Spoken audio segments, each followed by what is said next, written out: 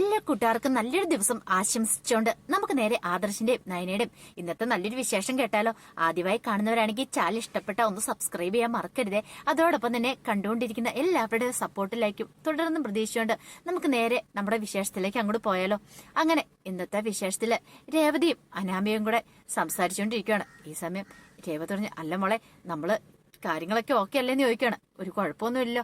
എന്താമേ, ഒരു കുഴപ്പമില്ല. നമ്മൾ ഉദ്ദേശിച്ച പോലെ തന്നെ കാര്യങ്ങൾ നീങ്ങിയിട്ടുണ്ട്. ദേ, പായസം നമുക്ക് കുടിക്കാനെടുത്ത് മാറ്റി വെച്ചിട്ടില്ലേ, പിന്നെ ആ പായസത്തിനകത്തല്ലേ നമ്മൾ ആ പൊടി കലക്കിയിട്ടുള്ളൂ. അതുകൊണ്ട് ഇനി പേടിക്കേണ്ട കാര്യമില്ലെന്ന് പറയണം. പിന്നീട് സിറ്റൗട്ടിലേക്ക് വരുവാണ്. അവിടെ വേണു ഇരിക്കുന്നുണ്ടായിരുന്നു. എന്തായി മോളെ, കാര്യങ്ങളൊക്കെ എല്ലാം ഓക്കെ ആക്കിയിട്ടുണ്ടച്ചാ. ഇനി അവര് വന്ന് കുടിച്ചാൽ മാത്രം മതി എന്ന് പറയണം. ദേ, പണി പാളിപ്പോവോ? എങ്ങനെ പണി പാളാനാ? ഒരു കാരണവശാലും പണിയൊന്നും പാളാൻ പോകുന്നില്ലെന്ന് പറയണം. ഈ സമയം ക്ഷേത്രത്തിലേക്ക് പോയ അനി ആദർശനോട് പറഞ്ഞു, അല്ല ആദർശന് വിഷമം ഉണ്ടോന്ന് ചോദിക്കുക. ഇത് കേട്ട ആദർശ ചോദിച്ചു, എന്തിനാടാ? അല്ല ഇന്ന് നിങ്ങൾ രണ്ടും ഹണിമൂൺ ട്രിപ്പ് പോകണ്ടല്ലായിരുന്നോ ആ സമയത്ത്? അതൊന്നും കുഴപ്പമില്ലടാ, അമ്മ നേർച്ച നേർന്നല്ലേ, മുത്തശ്ശിന് വേണ്ടിയിട്ടല്ലേ നേർച്ച നേർന്നിരിക്കുന്നത്, കുഴപ്പമൊന്നും ഇല്ലാന്ന് പറയാണ്. അനി പറഞ്ഞു, എനിക്കറിയാം ഏട്ടാ, ഇത് മിക്കവാറും ഇതേ അമ്മയുടെയും ഇളയമ്മയുടെയും എല്ലാവരുടെയും കൂടെ ഒരു തന്ത്രമാണെന്ന് എനിക്ക് തോന്നിയെന്ന് പറയണം. ആദർശ് പറഞ്ഞു, ഇനിയിപ്പൊ അതിനെക്കുറിച്ചൊന്നും നമ്മൾ പറയണ്ട, ഒരു നല്ല കാര്യത്തിന് വേണ്ടിയായതുകൊണ്ട് എനിക്ക് കുഴപ്പമില്ല. അത് മാത്രമല്ല നയനിക്കും അങ്ങനെ തന്നെയാന്ന് പറയണം. അനി പറഞ്ഞു, ഇതിന്റെ പിന്നെ മിക്കവാറും അനാമിയെ കാണും, അവൾക്ക് നല്ല ദേഷ്യമായിരുന്നല്ലോ എല്ലാവരോടും, അപ്പൊ അത് അവള് എന്താണെങ്കിലും പ്രകടിപ്പിച്ചായിരിക്കും എന്ന് പറയാണ്. ഇത് കേട്ടപ്പോ ആദർശ് പറഞ്ഞു, അത് ശരിയായിരിക്കും, പക്ഷെ പറഞ്ഞിട്ട് കാര്യമില്ല. എന്താണെങ്കിലും ഇനിയിപ്പൊ നമ്മൾ അതിനെക്കുറിച്ചൊന്നും ചിന്തിച്ചിട്ട് കാര്യമില്ല. 41 ദിവസത്തെ കാര്യമല്ലടാ മോനെ, അത് ശേഷം എല്ലാ കാര്യങ്ങളും ഓക്കെ ആവില്ലെന്ന് ചോദിക്കണം. അങ്ങനെ അവര് ക്ഷേത്രത്തിലേക്ക് മാല ഇടാനും കൂടി പോവാണ്. ഈ സമയം വീണു രേവതിയോട്, അതെ ഒരു കാര്യമുണ്ട്, നമ്മുടെ പണി പാളിയിട്ടുണ്ടെങ്കിൽ അറിയാലോ, പിന്നെ നമുക്ക് ഈ കുടുംബത്തിൽ പോലും നിൽക്കാൻ പറ്റില്ലെന്ന് പറയണം. അതൊക്കെ അറിയാട്ടാ, അതുകൊണ്ട് വേണ്ട വേം തന്നെ ഞങ്ങൾ കൈകാര്യം ചെയ്തേക്കുന്നത്.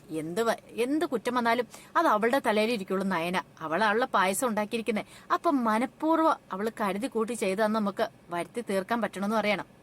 അല്ല അവള് വലിയ പരിശുദ്ധിയാ പതിവൃതയാന്നൊക്കെ പറഞ്ഞോണ്ടല്ലേ ഇവിടെ എല്ലാരും ഇരിക്കുന്നത്.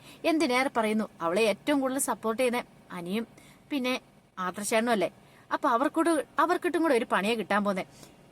മാല ഇട്ടിട്ട് വന്നു കഴിയുമ്പത്തേനും അവള് വലിയ ആളും കളിച്ചു കൊണ്ടേ ആ പായസം കൊണ്ടേ കൊടുക്കും. അത് കുടിച്ചു കഴിയുമ്പത്തേനും അവർക്കിട്ടും കൂടെ ആ പണി കിട്ടാൻ പോന്നെ. എല്ലാരും ഇവിടെ കിടന്ന് നെട്ടോട്ടോടുന്ന കാഴ്ച നമുക്ക് കാണാം. അത് മാത്രമല്ല, ഇനി വയറ് കേടായി കഴിയുമ്പത്തേനും എല്ലാവരും കൂടെ നയനെ എടുത്തിട്ട് പഞ്ഞി കിട്ടോളൂന്ന് പറയാ. ആ ഒരു സന്തോഷത്തിലായിരുന്നു രേവതി അനാമിയൊക്കെ. പിന്നീട് രേവതി പറഞ്ഞു, മോളെ നീ സൂക്ഷിച്ചും കണ്ടുകൂടെ നിൽക്കണം. നമ്മൾ ഉദ്ദേശിച്ച പോലെ അത്ര പാവമൊന്നും അല്ല ഈ പറയുന്ന നയന. നവ്യനേക്കാളും കൂടുതൽ വിഷം നയനയെന്ന് പറയണം. അതൊക്കെ എനിക്കറിയാമേ, അതൊക്കെ നോക്കിയും കണ്ടുമല്ലേ ഞാൻ ഇവിടെ നിൽക്കുന്നേ. അവള് പഠിച്ച കളിയാണ്.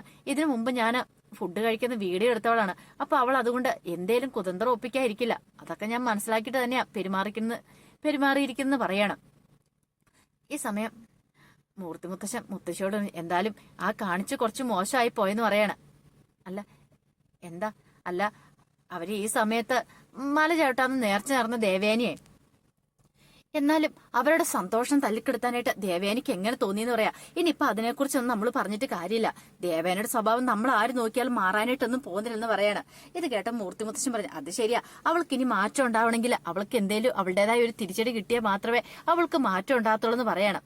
മുത്തശ്ശി പറഞ്ഞു, പാവം നയനമോളുടെ കാര്യം ഓർത്തിട്ടാ എത്രയേറെ പ്രതീക്ഷയോട് കാത്തിരുന്ന അവൾക്ക് ഇങ്ങനെ പുറത്തു പോകാനായിട്ടൊരു അവസരം കിട്ടിയത്. ആ സമയത്ത് തന്നെ ദേവേനെ ഇങ്ങനെ കാര്യം ചെയ്തല്ലോ എന്ന് പറയാണ്. ഇത് കേട്ടിപ്പോ മുത്തശ്ശൻ പറഞ്ഞു, ഇനിയിപ്പം പറഞ്ഞിട്ട് കാര്യമില്ല. എന്താണെങ്കിലും 41 ദിവസം, സാധാരണഗതിയിൽ 10 ദിവസമൊക്കെ അല്ലേ ഇവിടെ നോയമ്പെടുക്കാറില്ലേ, പക്ഷെ 41 ദിവസമാണ് പറഞ്ഞിരിക്കുന്നത്. ഈ 41 ദിവസം അതൊന്നും കുഴപ്പമില്ല. മുത്തശ്ശി പറഞ്ഞു, എല്ലാം നല്ലതിനു വേണ്ടി കരുതിയാൽ മതി. ദേവേന് മനഃപൂർവ്വം ഇത് കരുതി കൂട്ടി ഒരു പ്ലാൻ തയ്യാറാക്കിയതാണെങ്കിൽ ഉറപ്പായിട്ട് അവൾക്ക് അതിന് ശിക്ഷ കിട്ടിക്കോളൂ എന്ന് മുത്തശ്ശനോട് പറയുകയാണ്. പിന്നീട് മുത്തശ്ശൻ പറഞ്ഞു, എന്തായാലും അവര് പോയിട്ട് വരട്ടെ എന്ന് പറയാണ്. അങ്ങനെ അവർ രണ്ടുപേരും കൂടെ സംസാരിച്ചുകൊണ്ടിരിക്കുന്ന സമയത്ത് നയനെ അങ്ങോട്ട് ചെല്ലുവാണ്. നയനെ വന്നിട്ട് പറഞ്ഞു, അത് മുത്തശ്ശൻ ഞാൻ പായസം ഉണ്ടാക്കിയിട്ടുണ്ട്, കുറച്ച് പായസം കൊണ്ടിട്ടെന്ന് കഴിക്കണം. മുത്തശ്ശൻ ഇപ്പൊ വേണ്ട മോളെ, പിന്നെ മതി എന്ന് പറയാം, അവരും കൂടെ വരട്ടെ എന്ന് പറയണം. ശരിയെന്നും പറഞ്ഞിട്ട് നയനമോൾ അങ്ങോട്ട് പോവാ. കണ്ടില്ലേ, അവള് ഭയങ്കര സന്തോഷത്തില. അവൾക്ക് അതിന്റേതായ വിഷമങ്ങളൊന്നുമില്ല. കാര്യം പറഞ്ഞിട്ടാണെങ്കിൽ സാധാരണ പെൺകുട്ടികളാണ് ഈ സമയത്ത് ഭർത്താക്കന്മാരെ ചീത്ത പറയും. പക്ഷേങ്കിൽ അവൾക്ക് അങ്ങനെയൊന്നുമില്ല. അവളുടെ മനസ്സ് ശുദ്ധമാ വസുന്ധരെ. അതുകൊണ്ടാണ് അവൾക്ക് ഇങ്ങനെയൊക്കെ ചിന്തിക്കാനും പെരുമാറാൻ കഴിയുന്നത് പറയണേ. പിന്നീട് നയന നേരെ ചെല്ലുന്ന നവ്യയുടെ അരിയിലേക്കാണ്. അപ്പൊ നവ്യ ഇങ്ങനെ ഓരോന്നൊക്കെ ആലോചിച്ചോണ്ടിരിക്കുകയായിരുന്നു. നവ്യയുടെ അരിയിൽ ചെന്നിട്ട് നയന, അല്ല എന്താ നവ്യേച്ചി എന്താ ഭയങ്കര ആലോചനയിലാണല്ലോ. ഞാൻ നിന്നെ കുറിച്ച് ആലോചിച്ചോണ്ടിരിക്കണമെന്ന് പറയും. എന്നെ കുറിച്ച് എന്താ കാര്യം? അല്ല അത് പിന്നെ അറിയാലോ, ഇന്ന് നീ സന്തോഷമായിട്ട് പോകേണ്ട ദിവസമല്ലായിരുന്നു. ആ ദിവസമല്ലേ എന്റെ അമ്മായിമ്മയും നിന്റെ അമ്മായിമ്മയും കൂടെ എല്ലാരും കൂടി ചേർന്നിട്ട് കൊളമാക്കിയെന്ന് പറയണം. ഇനിയിപ്പൊ അതിനെക്കുറിച്ച് പറഞ്ഞിട്ട് കാര്യമില്ലെന്ന് പറയാ. ശരിക്കും പറഞ്ഞിട്ടുണ്ടെങ്കിൽ മല ചവിട്ടാനായിട്ട് ആരെ വിടണ്ടേന്ന് അറിയാമായിരുന്നോ? അതെ, അവനെയായിരുന്നു ആ അബീനെ, അവനെയായിരുന്നു വിടേണ്ടിരുന്നേ. എന്നാലും ഇതുപോലത്തെ ഒരു സന്തതി എങ്ങനെ ഈ മുത്തശ്ശന്റെ കൊച്ചുമോനായിട്ട് ഇവിടെ പിറന്നെന്ന് മാത്രം എനിക്കറിയത്തില്ലാത്ത. ഇത് കേട്ടതും നയന പറഞ്ഞു, ഇനിയിപ്പം നമ്മൾ അതിനെക്കുറിച്ച് പറഞ്ഞിട്ട് കാര്യമുണ്ടോ? അതൊക്കെ ശരി തന്നെയാ, പക്ഷെ എനിക്ക് നല്ല സംശയമുണ്ട്. അല്ലെങ്കിൽ തന്നെ അബീനെ കുറിച്ചും അബിയുടെ അമ്മേനെ കുറിച്ചും ഇവിടെ നല്ല അഭിപ്രായം ആർക്കുമില്ല. എന്തിനേറെ പറയുന്നു, നിന്റെ അമ്മായിമ്മയ്ക്ക് പോലും ഇല്ല. പല കഥകളാണ് ഇവിടെ പ്രചരിച്ചുകൊണ്ടിരിക്കുന്നത്. ശരിക്കും പറഞ്ഞിട്ടുണ്ടെങ്കിൽ അബിയുടെ അച്ഛനെ കുറിച്ച് പോലും ആർക്കും ഇവിടെ ഒരു അറിവില്ല. അവനുണ്ടായതിനു ശേഷം എന്ത് പറ്റി എങ്ങനെയാണെന്നും അറിയത്തില്ല. എങ്ങനെ പോവാതിരിക്കും? അത്രയ്ക്കും നല്ല നല്ല സ്വഭാവമാണല്ലോ അബിയുടെ അമ്മയുടെ. അവരുടെ സ്വഭാവം വെച്ച് നോക്കുവാണെങ്കിൽ അവർ ഈ പഞ്ചായത്തിൽ പോലും കാണണ്ടല്ലെന്ന് പറയാണ്. നായന പറഞ്ഞു, ചിലരങ്ങനെയാ, നമ്മൾ എത്ര നന്നാക്കിയാൽ നോക്കിയാലും അവരുടെ സ്വഭാവം പെട്ടെന്ന് മാറത്തില്ല എന്ന് പറയും. അവർക്ക് അതിന് തക്കതായ ഒരു തിരിച്ചടി കിട്ടിയാൽ മാത്രമേ അവര് പഠിക്കുള്ളൂ എന്ന് പറയണം. അവർക്ക് തിരിച്ചടി കിട്ടിയിട്ട് അവര് പഠിക്കാനായിട്ട് നല്ല കഥയായിപ്പോയി. എത്ര കിട്ടിയാലും പഠിക്കാത്ത രണ്ട് വ്യക്തികളാ അബിയുടെ അമ്മ. അല്ലെങ്കിൽ എത്രയോ വട്ടം ഇവിടെ ഇപ്പം മുത്തശ്ശനാണ് തന്നെ എത്രയോ വട്ടം അവരെ ചീത്ത പറഞ്ഞിട്ടുണ്ട്. ഒരു നാണെന്ന് പറയുന്ന ഇത്തിരിയെങ്കിലും സംഭവം ഉണ്ടെങ്കിൽ ഒരു കാരണവശാലും അവർ ചെയ്യത്തില്ല. ഇപ്പൊ തന്നെ എനിക്ക് നല്ല സംശയമുണ്ട്. മല ചവിട്ടാനായിട്ട് അവർ തീരുമാനിച്ചാൽ എന്തൊക്കെയോ ഒരു പ്രശ്നങ്ങളുള്ള പോലെ അതിനകത്ത് മിക്കവാറും എന്റെ അമ്മായിമ്മയായിരിക്കും മുൻപന്തിയിൽ നിൽക്കുന്നുണ്ടായിരിക്കും. അറിയാലോ, അവരിപ്പോ ഒന്നും അടങ്ങി നിൽക്കുന്നത് എന്തുകൊണ്ടാണെന്നറിയാം? ആ വീഡിയോസ് നമ്മുടെ കയ്യിൽ ഉള്ളതുകൊണ്ട് മാത്രം. ആ വീഡിയോസ് കാണിച്ച് ഭീഷണിപ്പെടുത്തി നമ്മൾ നിർത്തിയേക്കുന്നതുകൊണ്ട് മാത്രം. അല്ലെങ്കിൽ അവര് വെറുതെ ഇരിക്കും തോന്നുന്നുണ്ടോ എന്ന് ചോദിക്കാം. ഇത് കേട്ടെന്ന് നയന പറഞ്ഞു, അത് ശരിയാ. അല്ലെങ്കിൽ അവര് പണ്ടേ കിടന്ന് ചാടി തുള്ളിയാനും. പക്ഷെങ്കിൽ ആ വീഡിയോസ് നമ്മളെല്ലാരും കാണിക്കുമെന്ന് ഭയന്നിട്ട് ആ ഒരു പേടി കൊണ്ട് മാത്രമാണ് ഇപ്പൊ ഇരിക്കണേന്ന് പറയണം. പിന്നീട് നയന പറഞ്ഞു, അതെ ഞാൻ ഒരു കാര്യം ചെയ്യാം, പോയി പായസം കുറച്ച് എടുത്തോണ്ട് വരാന്ന് പറയണം. പിന്നീട് നയന അടുക്കളയിലേക്ക് ചെല്ലുവാണ്. അടുക്കളയിൽ ചെന്ന് കഴിഞ്ഞപ്പോഴത്തേനും പായസം ഇരിക്കുന്നുണ്ട്. അങ്ങനെ കബോർഡിനകത്തും ഗ്ലാസ് എടുക്കാണ്ടങ്ങ് തുറന്നു കഴിഞ്ഞപ്പോൾ അവിടെ കുറച്ച് പായസം മാറ്റി വെച്ചിരിക്കുന്നുണ്ട്. ഇതെന്താ പോലും പായസം ഇരിക്കണേ, ഇതാദ്യം എടുത്തേക്കാം എന്നോർത്തോണ്ട് എന്ത് ചെയ്യണം, നയന ആ പായസം 2 ഗ്ലാസ്സിനകത്തേക്ക് പകർത്തിയിട്ട് നേരെ നവ്യയുടെ അരിയിലേക്ക് ചെല്ലുവേണം. അങ്ങനെ നവ്യയുടെ അരിയിലേക്ക് കൊണ്ടുവന്ന് നവ്യേച്ചി പായസം കുടിക്കാൻ പറയണം. നവ്യ പറഞ്ഞ് എനിക്ക് പാൽപ്പായസം ഭയങ്കര ഇഷ്ടമാണെന്ന് പറയണം. അങ്ങനെ നവ്യ മേടിച്ച് പായസം കുടിക്കുകയാണ്. നയനെ അവിടെ ഇരുന്ന് കുടിച്ചു. ഇത് കണ്ടോണ്ട് അനാമിക കൊണ്ട് വന്നു. അനാമികക്ക് എന്തെന്നില്ലാത്തൊരു സന്തോഷമായിരുന്നു.